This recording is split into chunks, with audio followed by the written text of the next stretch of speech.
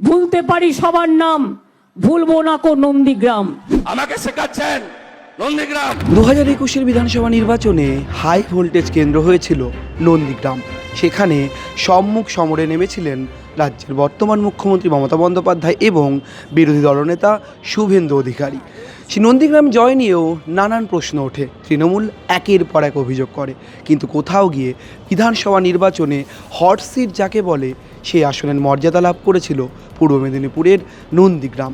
আর এবার ভবানীপুরও জুড়ল সেই নামে। এটা তো আমরা বলছি যে উনি কোন জায়গা থেকে হারতে চান সেটা তিনি ঠিক করতেই পারেন।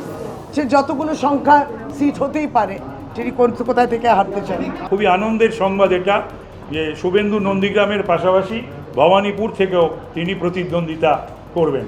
দাদা, তৃণমূল এখানেই বলছে যে উনি কোন আসনে হারবেন আগে সেটা নিশ্চিত করে নিন।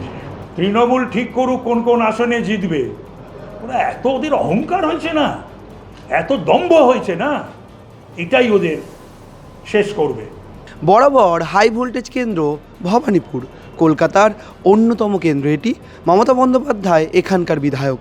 এবার বিজেপির যে প্রথম প্রার্থী তালিকা ঘোষিত হলো, সেখানে শুভেন্দু অধিকারীর জন্য দুটি আসন বরাদ্দ রইল, এক নন্দীগ্রাম, দুই ভবানীপুর। এখানেই প্রশ্ন উঠছে আবার ফের ভোটের আগেই যেন কেমন অন্য লড়াইয়ের ইঙ্গিত দিল বিজেপি তৃণমূল। সরাসরি তৃণমূল নেত্রীর সঙ্গে সম্মুখ সমরে নামতে চলেছেন বিজেপির শুভেন্দু অধিকারী। শুভেন্দু অধিকারী দু জায়গা থেকেই নিশ্চিত পরাজিত হতে চলেছে, দু জায়গা থেকেই পরাজিত হতে চলেছেন। নন্দীগ্রাম থেকে নিশ্চিত পরাজয় জেনে সস্তা প্রচারের জন্য, যেহেতু ভবানীপুর মুখ্যমন্ত্রীর কেন্দ্র, তার সঙ্গে নাম জড়িয়ে থাকলে কিছুদিন প্রচারে থাকা যাবে, তো সেই কারণে এই দুটো জায়গা থেকে দাঁড়াবার কথা।